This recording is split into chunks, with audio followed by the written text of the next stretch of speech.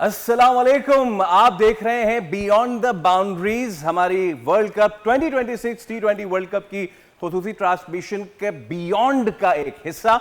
और world cup शुरू हो चुका है एंड द थिंग इज के पहले दिन 3 मैच हुए हैं।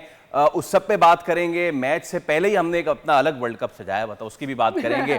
मैं हूं फैसल करीम, मेरे साथ हैं साबिया सैमसन और मेरे साथ है फवाद मुस्तफा और उनके साथ है तनवीर अहमद भाई। आप दोनों का बहुत बहुत शुक्रिया। हम आपको ग्राउंड में ले आए हैं। ये लॉर्ड्स का हमने ग्राउंड बना लिया है। हालांकि वर्ल्ड कप जो है वो इंडिया श्रीलंका में हो रहा है, लेकिन लॉर्ड्स का हमने बता। Welcome to the ground sir, welcome, it's a pleasure having you. एक दफा फिर हम सब साथ हैं। बिल्कुल बिल्कुल।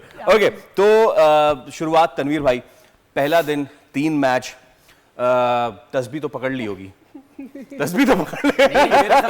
इन्होंने जो ना चाकू तेज कर मेरे ख्याल में मैं तो बहुत ऊपर लेवल पे चला गया जब आखिरी 2 ओवर रह गए थे। मेरी तो बर्दाश्त से बाहर हो गई थी।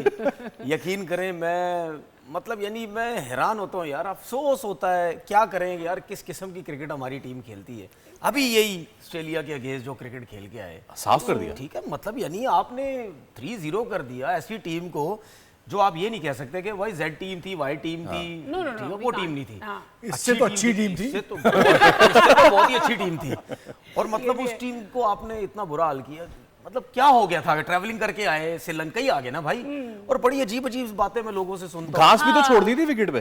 अहमद शहजाद ने बोला कि इनकी सोने उठने की रूटीन नहीं हो पा रही। देखिए, मसला पता है क्या है? मसला ये है कि मेरी तरफ से आप उनको रेगिस्तान में खिला दें, पाकिस्तान को नीदरलैंड के अगेंस्ट, आप उसको घास पे खिला दें, आप उनको रोड पे खिला दें, आप उनको कहीं भी खिला दें, समंदर में खिला दें, कहीं भी खिला दें यार। मतलब नीदरलैंड के खिलाफ आप इस किस्म की क्रिकेट खेलेंगे। और उनका वो बॉलर ये कह रहा है कि माइंड यू, पाकिस्तान नहीं जीता है, नीदरलैंड ये मैच हारा है। सोचें, ये बयान दिया है, ये प्लान बी। मतलब बात ये है कि वो गलत नहीं किया। बात तो और वो कैच हो जाता, हो सकते हैं, हमारी टीम थी, हमारी जो मुस्कुराहटे हैं। और इस वक्त वो सबसे बड़ा दुश्मन वो बंदा होगा जो बोलेगा पाकिस्तान जीता और बहुत मजा आया हमें। ठीक है ना, सबसे बड़ा दुश्मन वो होगा। The point is, इस फहीम के ऊपर फवाद भाई हम इतनी तनकीद कर रहे थे, but then at the end of the day it came to Shaheen Shah Afridi coming and मतलब making ends with फहीम के वो हमें मैच जितवाए।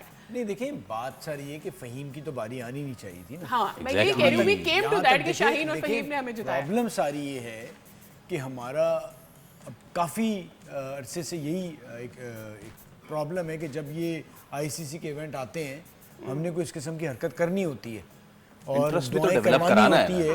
मतलब और होता है कि हम जिस लेवल की टीम के साथ खेलते हैं उसी के मुताबिक इसी को लेवल प्लेइंग फील्ड कहते हैं। हाँ, तो हमने मतलब इतना इंटरेस्टिंग, अच्छा पहले 1 आउट 2 4 5, फिर मैंने कहा कोई मसला ही नहीं है।